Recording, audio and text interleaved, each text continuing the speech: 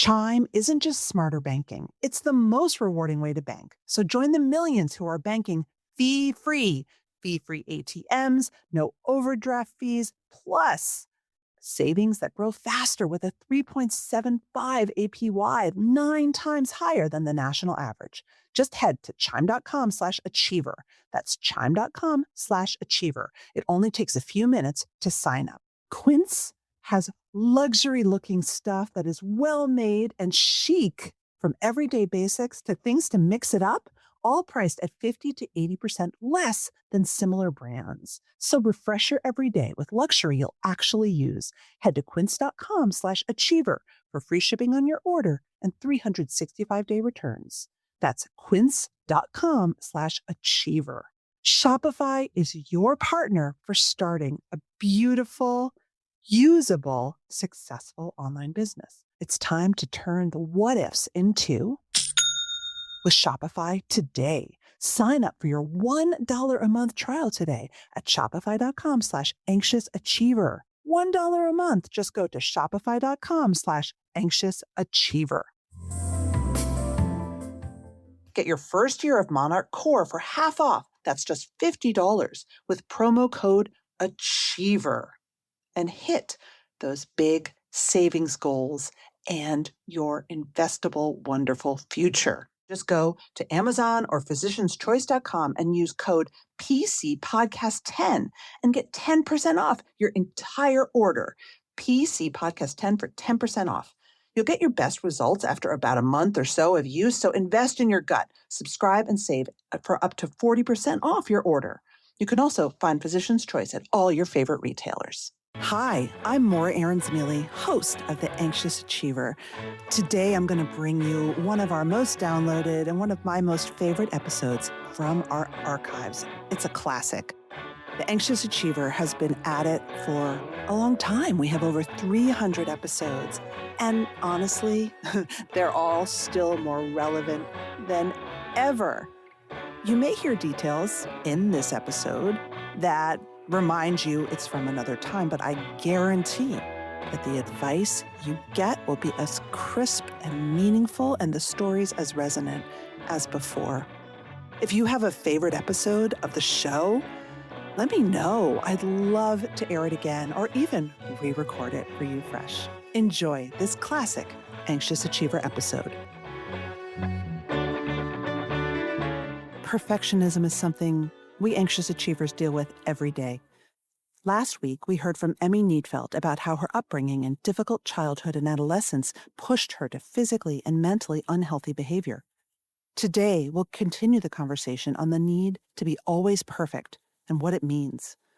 Later in the show, we'll hear from Eleanor Beaton, an author and leadership expert, about her own story of perfectionism, deeply rooted in her childhood. But first, an expert in perfectionism to tell us a little bit more about where it comes from and why it affects us. Thomas Greenspon is a licensed psychologist and a marriage and family therapist. He's written the books What to Do When Good Enough Isn't Good Enough and The Real Deal in Perfectionism, a guide for kids. Here's our conversation. I'm curious, actually, what got you interested in studying perfectionism? I have both a personal and professional interest in the topic. Probably in the 90s sometime, I got interested in it because somebody had published an article about something that they were calling healthy perfectionism. And somehow or another, this struck me wrong. Actually, I had been writing about perfectionism for quite a while before that, just brief notes in a newsletter. Mhm. But this article struck me, so I decided I wanted to write about it. I talked to the editor of a journal, and she suggested I put my ideas together and write something up. And as I was doing that, it started to occur to me that these are some of the things that I'm dealing with here. Some of these ideas, these sound strangely familiar. As I got to thinking about it, some of the things were applying to me in my own personal life. Mm. I started talking about that in my own therapy, and it sort of ballooned from there. So your own perfectionism showed up for you in that you expected the writing product to be perfect.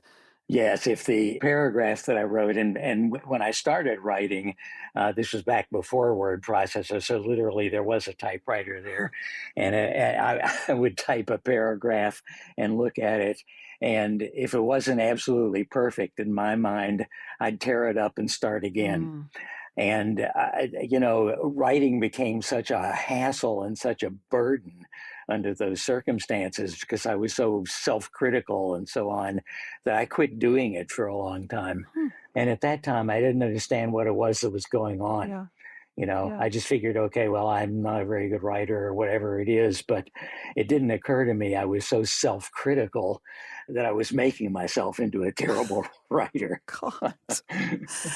Oh, well, to that point, Yeah. I'd love you to define perfectionism. And I also want to bust through some of the myths surrounding perfectionism because I think there are a lot of myths.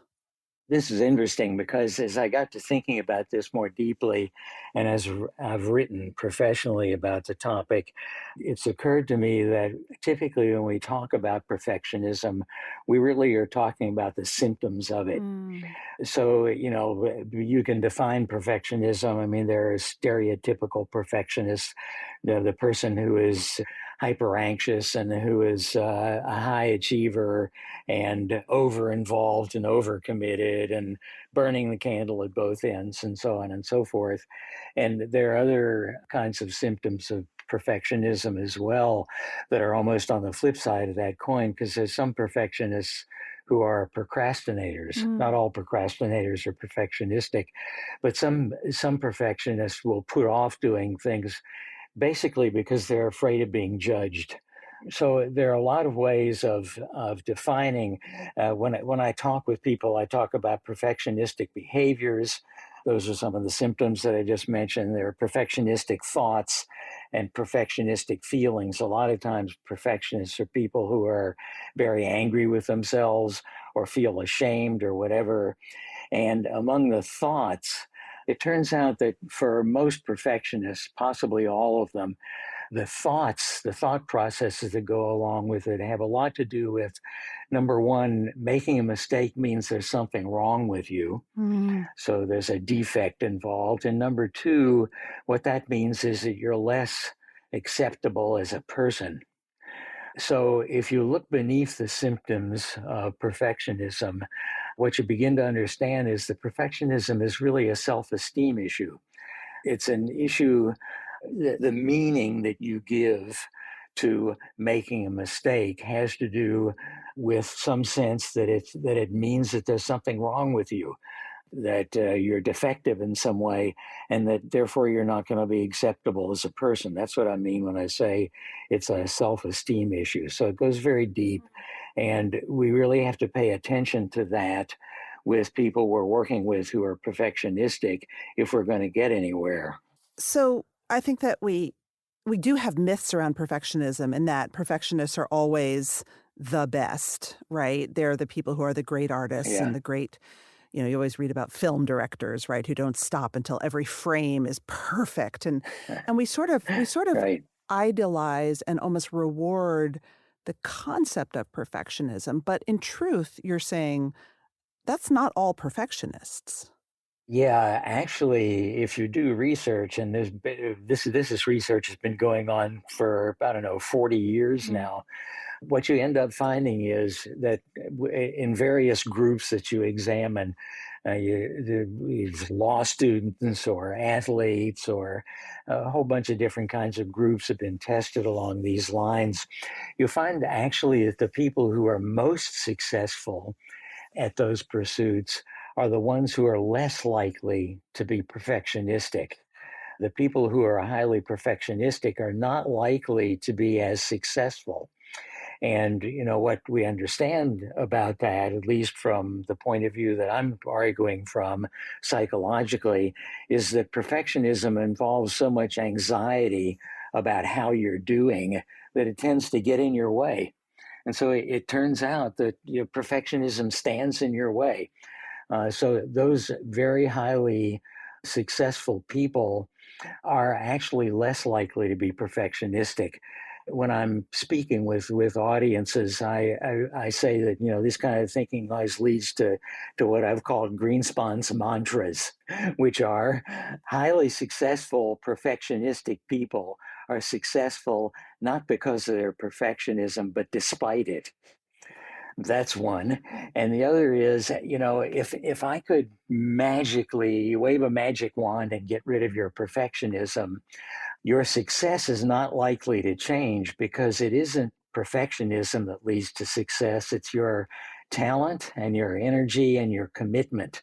And none of that would change if I eliminated your perfectionism. And so talent, energy, and commitment are what are the important factors here, and perfectionism is not connected to that. So again, what we end up seeing is that perfectionism ends up getting your way. It's a vicious irony, because it seems like if I struggle to make myself perfect, then I'll be highly successful. But it turns out that if I struggle to make myself perfect, I'm stamping on my own feet. But it must feel like a chicken or the egg for a lot of people. I mean, myself, it's like, did I have that Yeah. success because I was perfectionistic and I pushed myself so hard? Yeah. So I better Yeah. keep doing it. Yeah. So I like to distinguish for people between perfectionism and the pursuit of excellence. Okay. There's a major distinction there. If you're a person who, again, burns the candle at both ends, you put all of your energy and your effort into something, you're very conscientious, you even wear yourself out and all of that, that's great. You're pursuing excellence under those circumstances, but we can't say that you're perfectionistic unless there's some other things that are also true about you. And I always explain that perfectionism is like the wing of an airplane. There's a leading edge and a trailing edge. The forward edge of perfectionism is all of that energy and commitment and all of that talent and all of that conscientiousness, the willing to put in the effort, all of that. That's the leading edge of perfectionism. But you aren't perfectionistic unless the trailing edge is also there, which is the fear of making a mistake. Basically, that's what it comes down to. And if that's part of your psychological makeup, if you're concerned about making mistakes, if you worry about making mistakes, and if deep down inside of you, you feel like you're going to be less acceptable to other people if you make mistakes, they're not going to like you as much, they're going to judge you, whatever it is, then perfectionism is part of the picture. So for me, the bright line that divides between the pursuit of excellence and perfectionism is the presence or absence of this fear of making mistakes and this sense that you're less acceptable if you do. And a fear I guess also of feeling shame. Exactly, and that's why that's involved with this issue about self-esteem. If you feel like there's something wrong with you for making a mistake, there is shame involved in that, and that's exactly right. And we do all kinds of things in reaction to shame. We try to bury it. We get very angry at other people. You have these. Is another stereotype about perfectionistic people is that they drive other people very hard. If you're part of a project that I'm involved in and I have to be perfect, then of course you have to be perfect also. Or else I feel like it's a reflection on me and my shame kicks in and I get mad at you for not being perfect.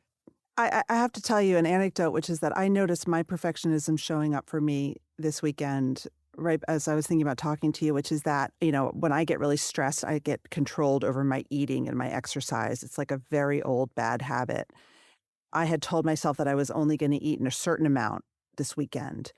That's just what I do to try to feel control. And instead, I ended up eating a whole box of cookies because once I had one, I thought, "Oh god, well, now I've blown it. I'm not on my plan. I might as well eat all of them." And then, of course, I felt horrible, shameful, like I was a Yep. bad person, and I thought, Yeah. "That's my perfectionism showing up." The irony is Yes. I ate a whole box of cookies I didn't not eat. Yeah, and there for some people, I don't know if this is true for you. I don't know you that well, but for some people, maybe this is true for you. I know it is for me. There's also another very deep issue involved in a situation like that. When we're thinking as perfectionistic people, and we're thinking that whatever this project that we're involved in now has got to be done absolutely perfectly, there's a sense of a lack of agency in that. It Mm. almost feels like we're being controlled by some outside forces. And in some cases, the way we translate that is, well, we're being judged by other people and they're controlling, our lives, and they're making it so that we have to be perfect. And, we feel out of control. We feel what in psychology we call a lack of a sense of agency. So think about this for a second. You're sitting there with this box of cookies and you're going to control what you're going to eat, and you're going to make sure that you only eat a certain number of cookies or whatever. When you sit there and say that to yourself, what you're thinking is, I have no agency here. This is these are these outside influences that are controlling me. And so what are you going to do? You're going to exert a sense of agency by eating all the goddamn cookies that you want. and, and so it becomes a matter of personal agency. And that's another one of the vicious ironies about perfectionism. It drives us to do things that we know we shouldn't do. And that just increases the shame. It increases a sense of being totally out of control, that there's nothing we can do. It's one of the reasons why so many perfectionistic people not only have what we would label as anxiety disorders, but also are very depressed. Very many times, people who are depressed and suicidal end up also being perfectionistic. Those two things can run in parallel for people.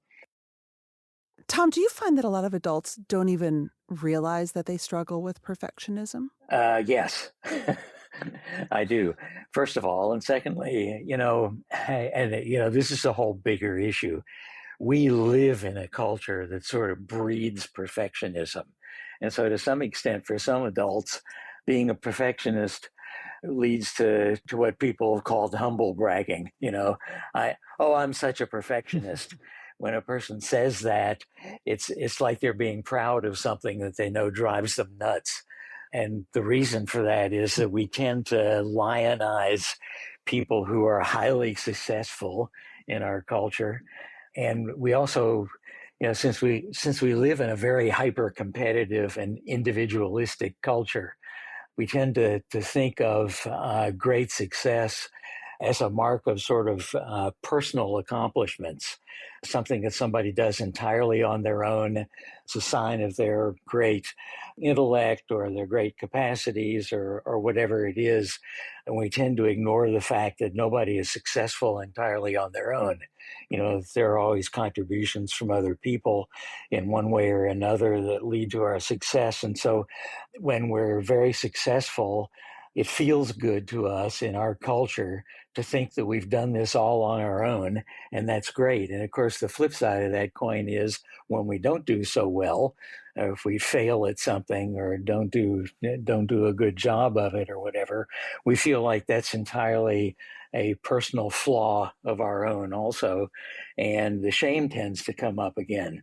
So we have this attitude about perfectionism that it's something that it's bad, and it's a sign of a disorder of some sort. But on the other hand, you ought to be perfectionistic, otherwise you won't be successful.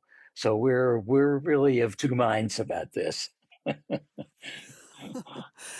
I mean, does perfectionism usually have its roots in one's childhood, or can it happen as an adult? So, to understand the psychology of perfectionism, there's a couple of things it's important to know about human psychology in general. Mhm. And when you ask about whether it starts in childhood, the answer to that is yes. We don't know how young, because the younger a child is, the harder it is to measure something like, something as complex as perfectionistic behaviors or thoughts and so forth.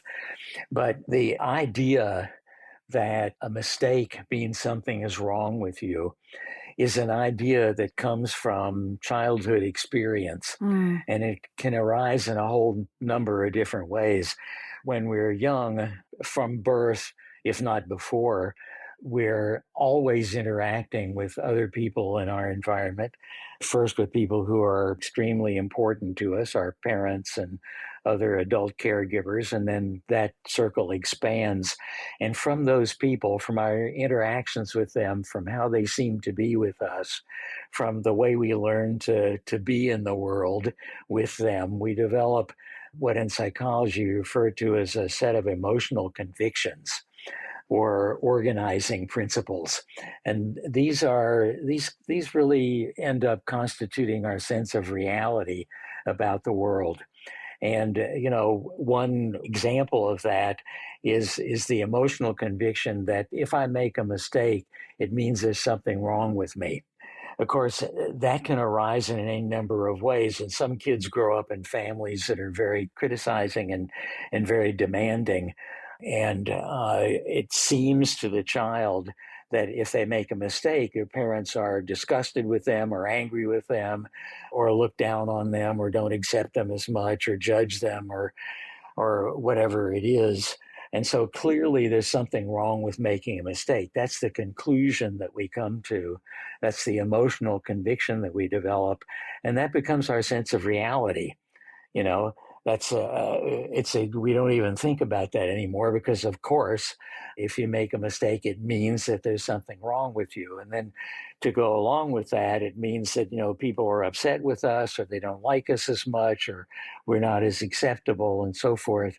And so we tend to develop those emotional convictions. We all do as we grow and develop. If, on the other hand, the environment that we grow up in is very accepting, and if the people who are adult caregivers are essential others in life are thrilled to see us and happy that we're part of their lives, and separate what they think about us from how we accomplish things, so they like us for who we are as opposed to for what we can do, then we feel good about ourselves as people, despite the fact that we make mistakes sometimes. That's okay. We make a mistake, we learn from that, we grow and we develop, and everything is fine. Everybody makes mistakes. Those are all the emotional convictions that we develop in an environment where it seems like we're acceptable to other people and they like us, not for what we can do, but for who we are. Human beings, in an evolutionary sense, are meant to connect with one another. So connections are vitally important to us. Like I say, and when I'm speaking with audiences, we were never big enough or strong enough or fast enough to survive in the world unless we banded together with each other. And we do that through empathic connections with one another. We have a sense of belonging to one another and a sense of understanding of each other. And so that sense of connection with other people is crucial to us. And if it feels to us like people don't like us or they're judging us, or the connection that we feel to other people is endangered in some way, then we work very hard to overcome that, to make that better. And if you're already perfectionistic in some ways, then you'll just struggle harder to be a perfectionist. So, these things do originate very early in life, right from the beginning of life, because it's right in the beginning that we begin to relate to others, and who they are has a large bearing on who we are. Mm. And I think it should be said also, as I alluded to before, I mean, we live in a larger culture that also is perfectionistic to a degree, highly individualistic, highly competitive. And so it becomes clear to us, another part of our emotional convictions or our sense of reality about the world is that you should try to make yourself perfect, because that way, you'll be appreciated and praised by other people. You'll have a sense of belonging. You'll be looked upon as a successful person. Right. This is a cultural trait that we have. And so, as a culture, we tend to breed perfectionism, which is why it makes it so difficult to overcome it. It's because it's not just an individual trait that we're talking about, it's something that's supported by our culture. Right. This is a question I get when I talk to audiences because I speak with a lot of perfectionists and they feel very anxious that they're making their kids perfectionistic. Uh, They know better, thanks to the good parts of our culture, which are very much supporting in school, having a learning stance and making mistakes make your brain grow and all the social emotional learning. They Yeah. know now that we're supposed to encourage our kids to make mistakes, but their kids are still perfectionistic. My kids are still perfectionistic. Is it something that we need to look hard at ourselves first? And what's the first step we as adults need to take? Yes. So it isn't so much telling your kids that it's okay to make a mistake. If we do this in therapy, we have people go out and make a mistake, do it on purpose, come back and tell us how that feels and so forth. The first thing you're going to do is to walk out the door and try to do this assignment perfectly. So, you know, so we end up generating the kind of thing we're trying to overcome. What I say to parents and Yeah. to teachers is mistakes are fine, but make sure that your kids understand that you love them, even if they do make mistakes. Remember to tell your kids always what you like and appreciate about them, separate from what they can accomplish. It's okay to jump up and down and yell and scream when they come home with an A plus and say that's great. Mm, But it's also very important to say to your kids, if you came home with a lower grade than that, I would want to talk with you about that, but I would certainly still love you as much. It wouldn't mean something is wrong with you. It would give us an opportunity to learn something new. So I am always encouraging people to tell kids they will love them no matter what. And, so that helps them to feel more acceptable and more understood and acceptable despite the fact that they've made mistakes. That's what I think parents can do for their kids. And also, by the way, if it feels to you like you have been perfectionistic in your life, and if you look at your child and you see them doing some things that you used to do, you're an expert on this, as it turns out. Sit down and talk with your kids and say to them, I watch you struggling with this thing, and I wonder what you're saying to yourself and how you're feeling about yourself. And I'm seeing myself as I was as a young person. I used to get mad at myself for making mistakes. Is that what you're doing? Is that what's going on for you? Because if it is, let's you and I talk about this and talk about something we can do together to get beyond that. So, have a conversation with them. My four factors of an approach to overcoming perfectionism have to do with empathic understanding of what's going on for perfectionistic people. That when you see a person who's perfectionistic, it doesn't mean that they're acting crazy or whatever. It means that they are not feeling as acceptable as they might otherwise. And it's important to understand that from their point of view, to understand what it means. It's important for us to understand what we might be contributing to their perfectionism. Does it seem to you like I only like you when you do well? It's important to encourage our kids to tell them what we like and appreciate about them, regardless of how they've done. And it's important to have a dialogue with them, have a conversation, and make that an ongoing conversation about everything that you've seen and everything that they're feeling, and revisit it from time to time and ask how that's going. I think all those things are involved. right. Thank you so much. You're so welcome. Thank you for having me. I thought that feeling so bloated I couldn't button my jeans was normal until I started taking a probiotic. Listen, I'm in perimenopause, and so my body is up and down every single day. But I started taking Physician's Choice thanks to this podcast, and now I know that those unbuttonable jeans were a sign that my gut health was off. And when your gut health is off, you have no idea how much better you can feel. And now I take one capsule a day of Physician's Choice 60 billion probiotic.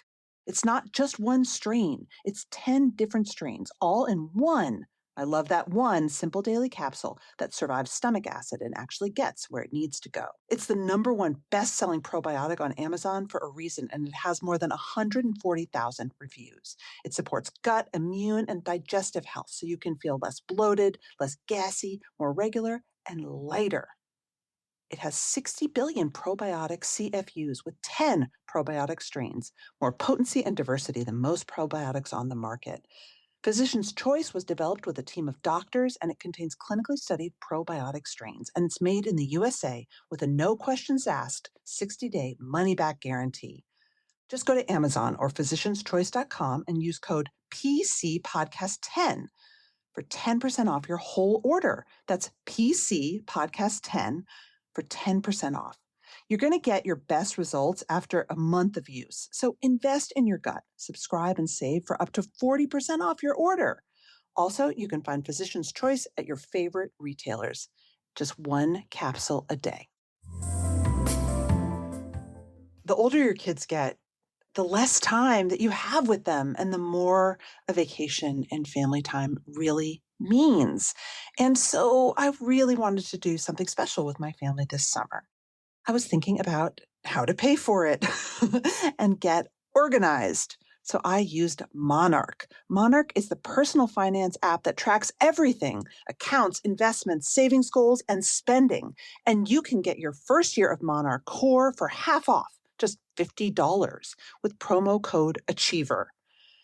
I decided to start saving for my vacation because Monarch told me that in its cash flow visualization, I was spending a huge amount of money by just buying groceries and food randomly for my family, not planning it out.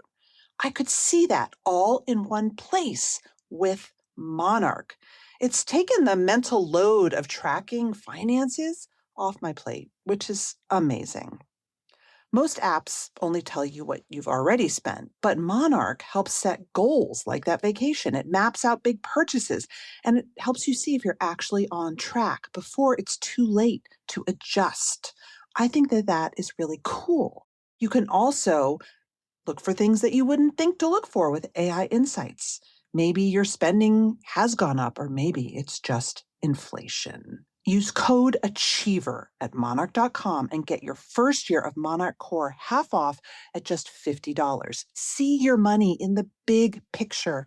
Plan for vacations and plan for your big, wonderful future. Use Monarch.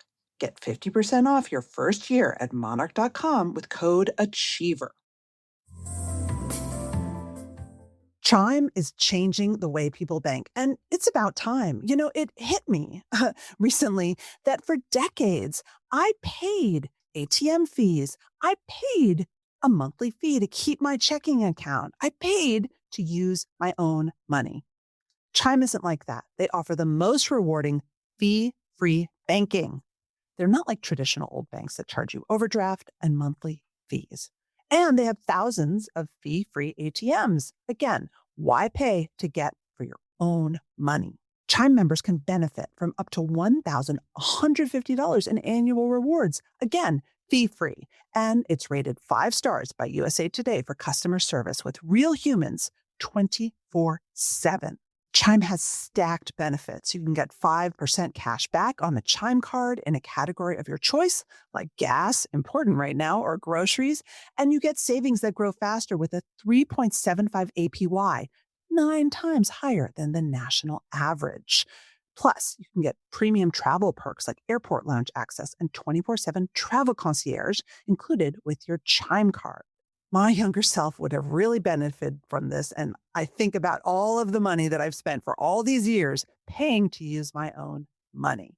Chime isn't just smarter banking. It's the most rewarding way to bank. So join the millions who are already banking fee-free today. Just head to chime.com/achiever. That is chime.com/achiever. It just takes a few minutes to sign up.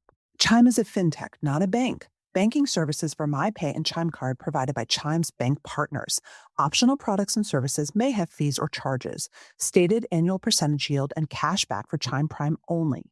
No minimum balance required. checking account ranking based on a JD Power survey published October 20, 2025. For more information on APY rates, MyPay, SpotMe, and travel perks, go to chime.com/disclosures.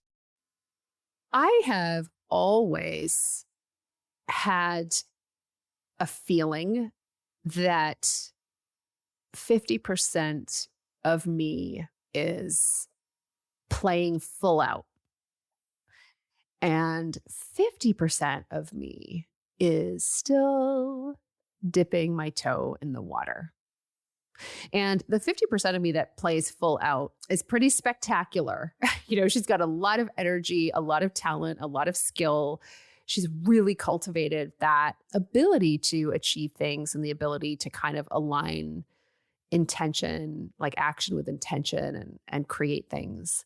But there is this other part of me that can feel anxious, like I'm holding back.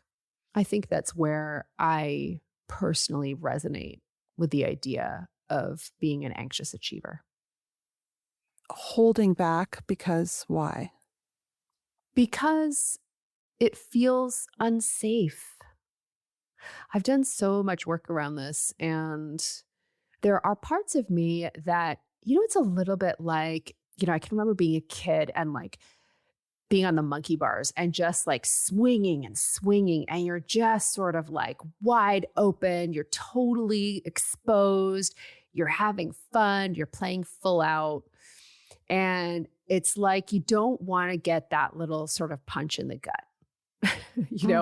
So intellectually, I understand it's outrageous, although actually it's not. So much of the work that I do around women and influence and power has taught me that there is such a legacy there of what happens truly, to women who dare, to really go for it. But on the other hand, there have been so many instances in which chances were good. I was pretty safe to say what I wanted to say, to pursue my goals fully. But there was always this corresponding sense of being unsafe, to be seen, to be heard. So again, it becomes this situation in which, to a degree, you are, you're not whole.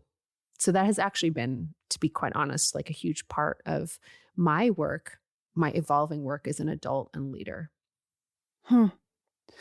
I feel that very deeply. I actually, it's so funny. Right around my 46th birthday in August, I put up a post because I had dinner with a bunch of women, all of whom were women, like post 45 for sure, post 50. And they felt so free to me. And I wrote, I am going to shine my light. For so many years, my light has been, it's been dim. It's been bright at times, but it has always then retreated to the shadows, and I'm going to shine my light. I'm sick of it. I'm sick of not being free, and the only person keeping me locked up is me. And so many of us, men and women, we hold that legacy.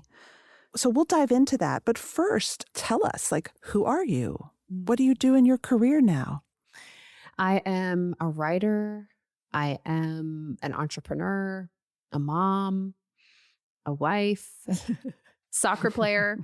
So I have a company called Safi Media.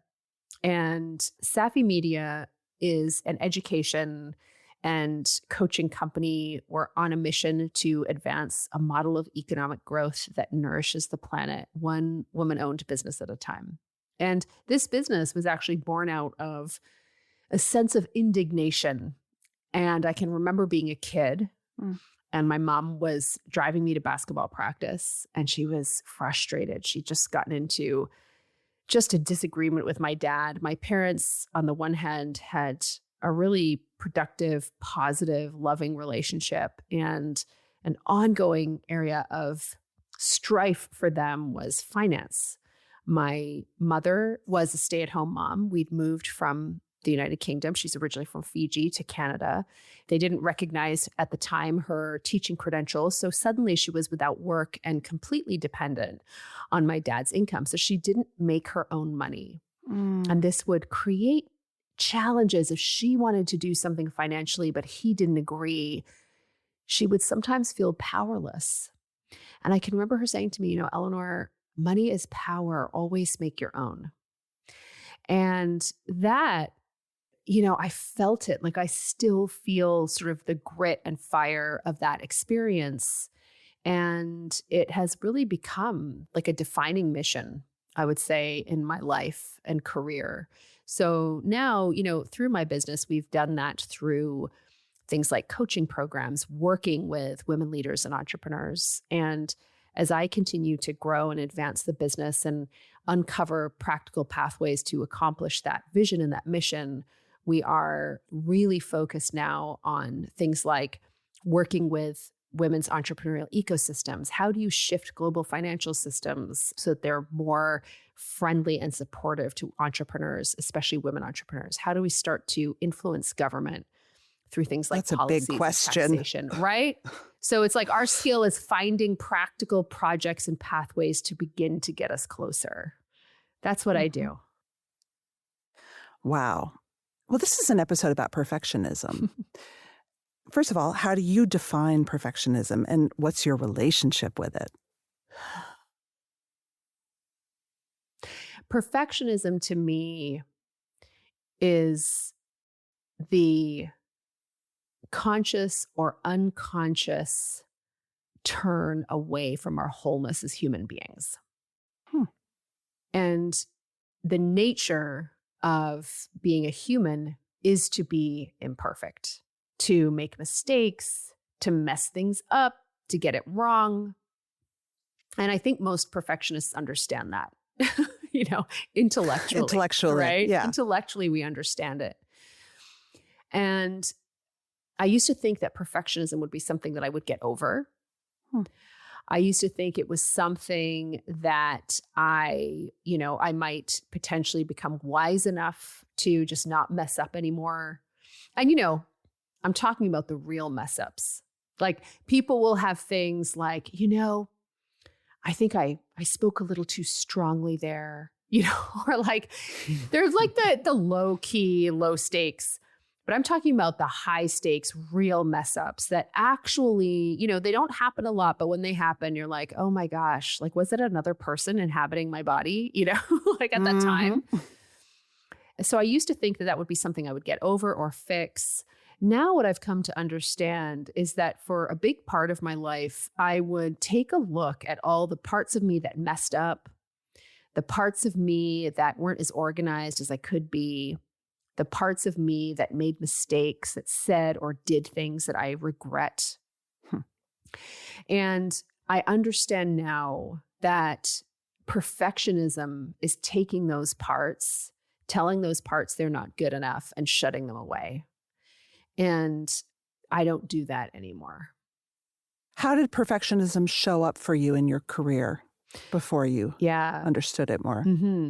It would generally show up in a couple of ways. So number one, it would be if I thought something would make me look undignified to other people. If it made me look undignified or unintelligent, then I just wasn't going to do it. And so I shut myself off from taking risks sometimes, to doing things for the fun of it, to have fun and loosen up a little bit.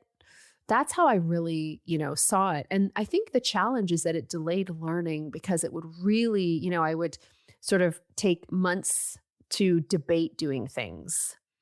I would have great ideas that I would sit on for a year or more, not because I didn't have the capacity to do it. I would tell myself I didn't have the capacity, but because I was being an anxious achiever, I was being a perfectionist, and I was, I didn't want to play full out in case I messed up or something bad happened and I couldn't control the outcomes.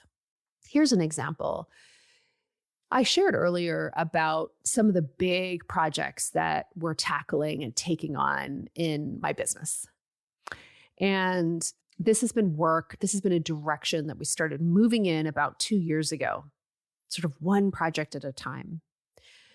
And the other part of it is that they're all based around storytelling, narrative research, So using our skills as storytellers and interviewers, as researchers to uncover insight, tell stories, that uncover practical pathways to create meaningful change. So I started working on that like one project at a time, starting about 2 years ago, more and more. It's like a big focus for us. The irony is that 5 years ago, I started realizing that there was a huge opportunity for me to advance my mission by partnering with some of the kind of high octane, high like influential partners and connections that I had who had an alignment with me around advancing women entrepreneurs. I was like, if I could just partner with them and pitch them some really creative ideas that tapped into funding that they had access to, we could really do some cool projects here. And I thought about it. I thought it was a great project, but I just kept holding back. And now I'm doing it, and it's great. But I realized like 3 years passed, between when I started doing it and I could have done it. That's like 3 years, I'm in my mid-40s. 3 years is a lot of time for me. So that's an example of where it really kind of held me back, I think, from it has, when I'm not very mindful of it, held me back from using the full gifts that I have in service of the goals and desires that I want to create in the world.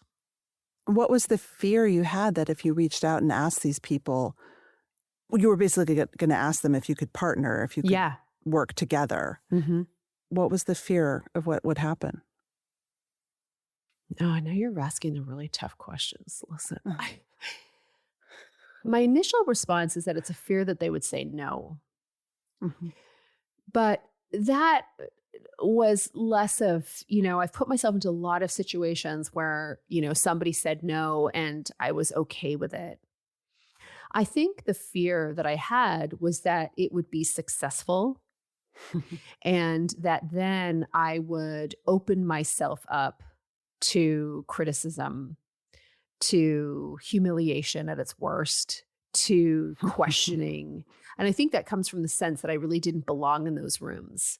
And that if I took on these high profile programs and projects, which I knew I could actually do, it would speed up the rate at which I was going to get found out. For being a fraud or not smart or not dignified. Where does dignified come from? That is like a Queen Elizabeth level term. What is being found out for being undignified come from? So I think it's cultural. Like my mom is from the Fiji Islands and she's actually descended from a chiefly family. And, in the South Pacific, especially in Fiji, so they're Melanesians, they have these really complex social structures and hierarchies in their culture.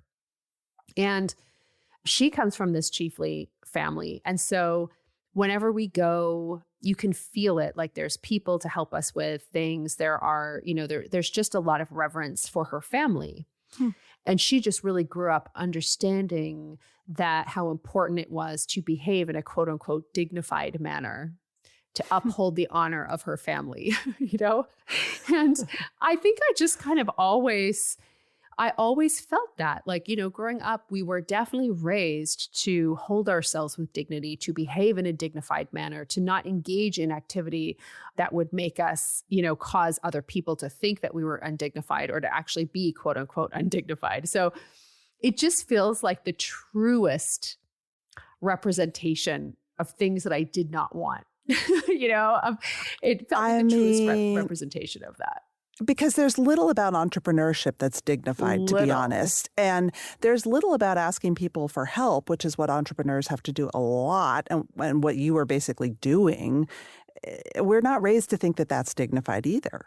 Absolutely not. Agreed, right? Like, that's why I think that for me, entrepreneurship has been such a powerful personal development path. And I actually, this is interesting. Like as I grew my business and started to surpass milestones that I had initially had about what I was going to achieve and do in the business, I noticed at a time that after a certain threshold, and listen, I'm not Bill Gates, okay? I'm not trying to, this is not a humble brag around that. That's not Don't one need of those. to qualify yourself. Exactly. But after a certain threshold, I really was not motivated by money. What I was motivated was by the transformation and what I was learning and uncovering about myself. Hmm. That's interesting. Which, I mean, all the opportunities to be undignified, essentially. I'm very motivated by money, and I guess that is undignified. But you know what? That was a value in my household growing up. Yeah. Money and success. I think that perfectionism plays out differently. It almost feels like a legacy of our cultural background and how we grew up that plays out in very insidious ways as we grow and mature and become adults and are adults. Absolutely. I think it does. And again, for me, it has been so much about a separation from wholeness. It's so interesting now. Like, I think this is something that I've had to so consciously cultivate because the feeling of being out of perfection, like the feeling of perfectionism for me is like, it's a little bit like the feeling of shame, Mhm.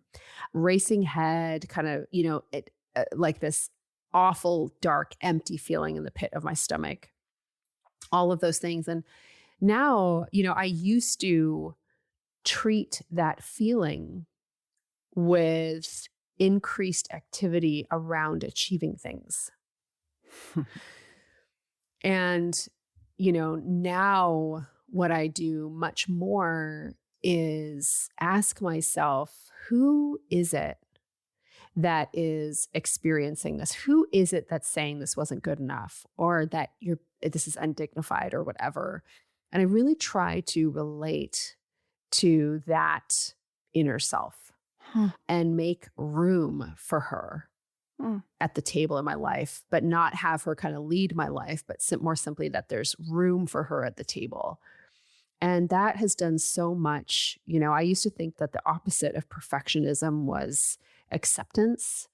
But for me, it's been a bit more nuanced than that the opposite of perfectionism is wholeness and the willingness to, really make space for the wholeness of who we are, even the people who mess up.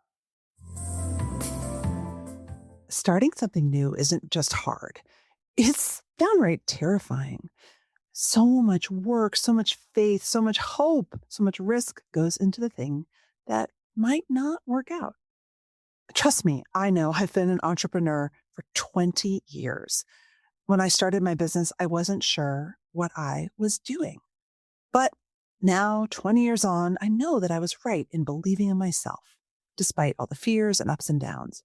And it also helps when you have a partner like Shopify on your side to help. Shopify is the commerce platform behind millions of businesses around the world and 10% of all e-commerce in the US. Shopify is your partner for starting a beautiful, usable, successful online business.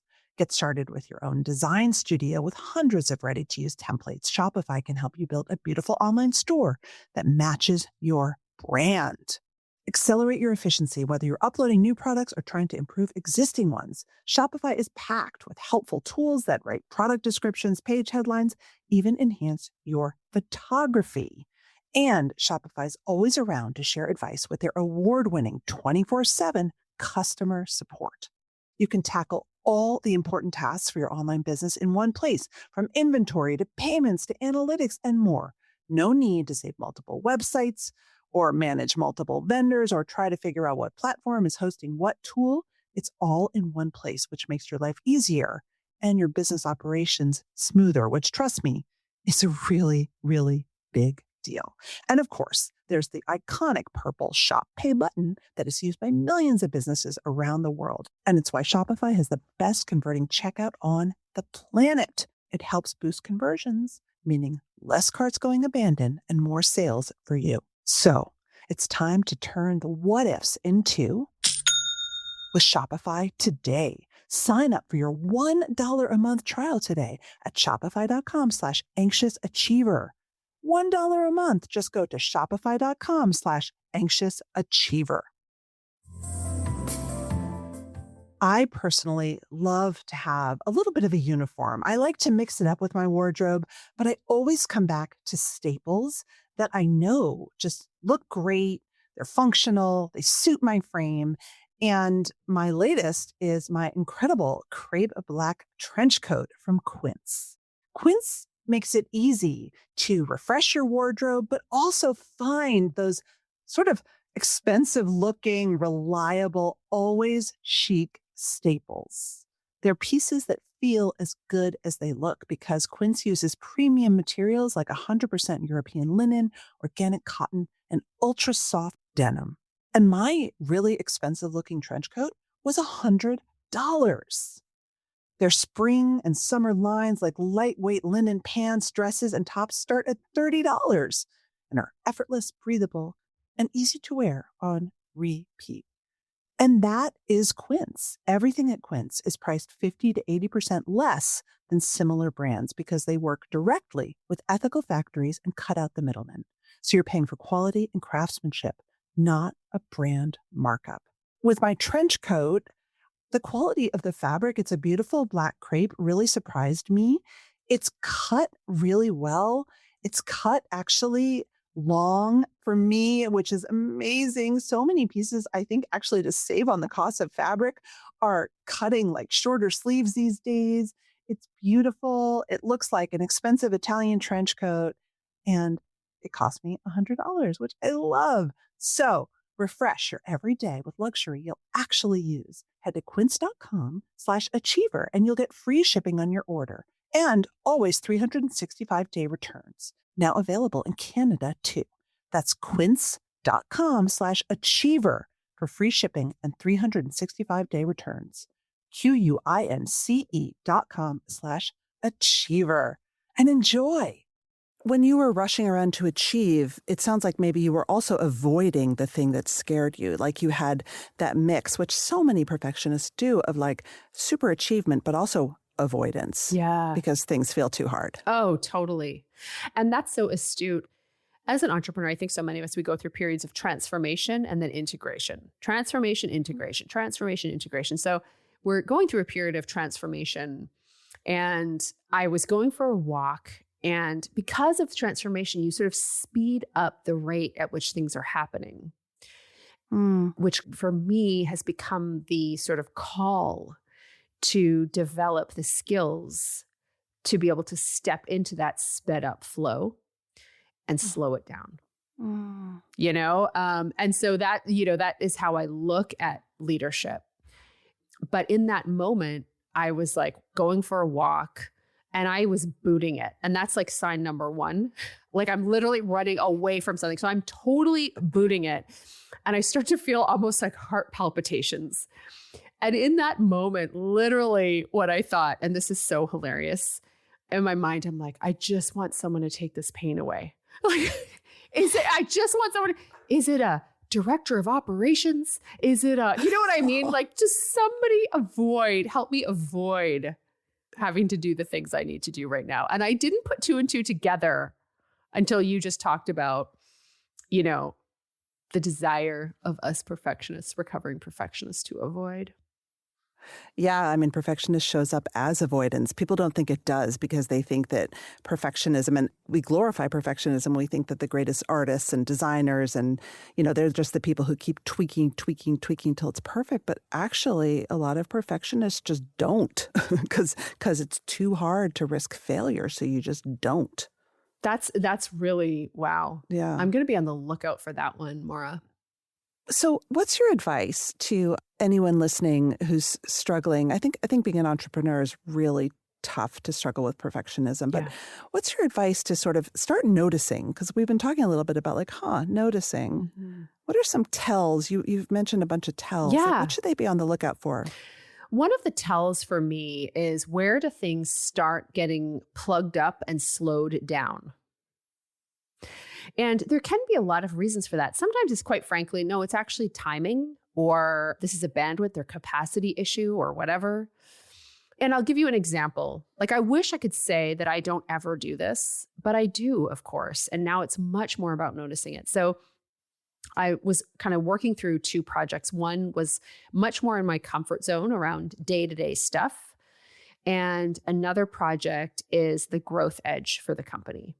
And a lot of the growth edge for the company work is about relationships and partnering and, having conversations with people to check around alignment of vision. So it's about talking, and it's and meeting and building relationships. And, for an anxious overachiever, for a perfectionist, what we sometimes love to do is some work, as a great way to distract. And what was so fascinating is I had some meetings scheduled. And then all of a sudden, my day-to-day work, which is important, but this has been a going concern, all of a sudden, I just realized it's too much. I just need to reschedule these meetings.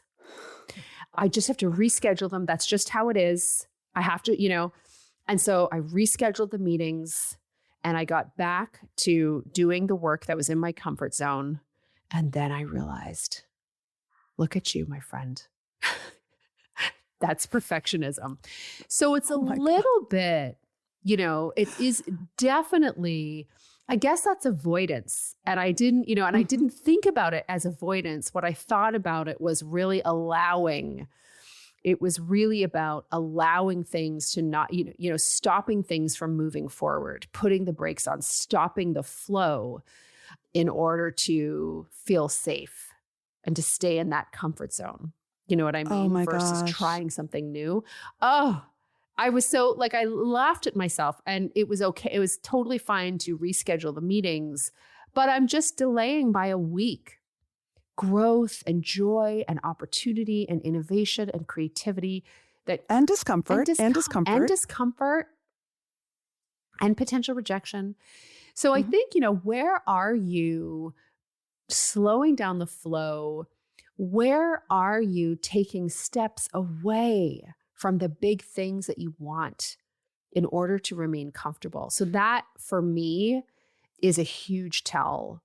And of course, another tell is anytime I start to feel in shame about something. And, that's like Brene Brown's big gift to humanity, is the ability to talk openly about shame and to understand, and through that, to start to understand when we're in shame.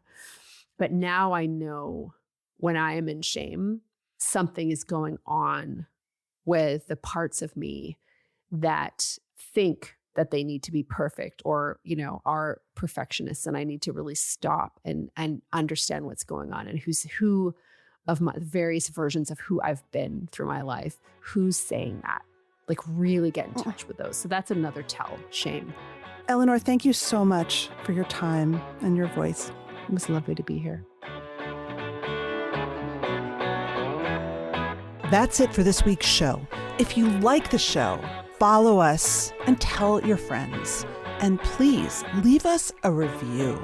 It really helps the anxious achiever get found by people just waiting for our content. I'm your host, Maura Aarons-Mele. Lots more to come in the next episode.